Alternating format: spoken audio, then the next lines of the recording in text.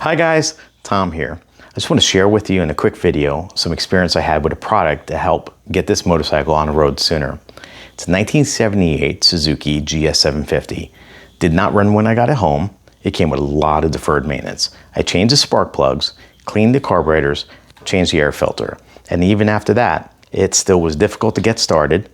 And worse, when it was started, the idle was very poor. It lacked a lot of power, it stalled very easily, it was difficult to get warmed up.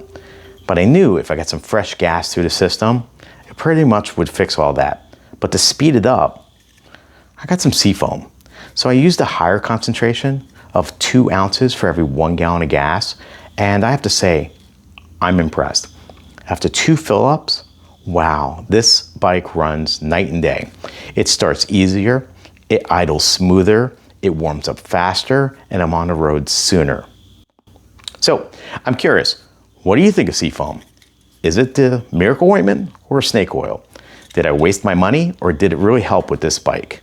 Please leave a comment below and I appreciate your time.